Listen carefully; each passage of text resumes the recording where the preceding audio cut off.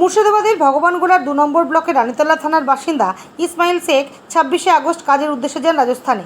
এরপর 30শে আগস্ট স্থানীয় পুলিশ খবর দেয় রেল লাইনের নিচে তার মৃতদেহ উদ্ধার হয়েছে এবং ঘটনাটিকে আত্মহত্যা বলে দাবি করে। কিন্তু বাড়ি থেকে গিয়ে মৃতদেহ শনাক্ত করার পর পরিবার ও স্থানীয়দের অভিযোগ এটি আত্মহত্যা নয়, বরং পরিকল্পিত খুন। তাদের অভিযোগ, যেখানে পুলিশের সহযোগিতা করার কথা সেখানে রাজস্থানের পুলিশ আত্মহত্যার গল্প সাজিয়ে সত্য গোপন করছে।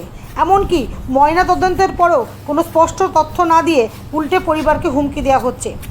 ঘটনাকে কেন্দ্র করে ক্ষোভ ছড়িয়েছে নিহত ইসমাইল শেখের পরিবার ও এলাকাবাসীর মধ্যে।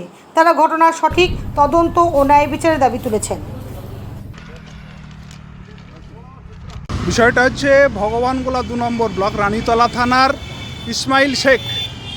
সে গত 26 তারিখে রাজস্থানে কাজের উদ্দেশ্যে যায় এবং 30 তারিখে ওখানকার পুলিশ জানায় যে সুইসাইড করেছে। এখানে ট্রেনের নিচে একটা ডেড বডি পাওয়া যায়। ওখানে বাড়ির থেকে যে সমস্ত লোকজন যায় সেখানে তাদের অবস্থা দেখে, ডেড বডি দেখে তাদের মনে হয় যেটা অবশ্যই খুন।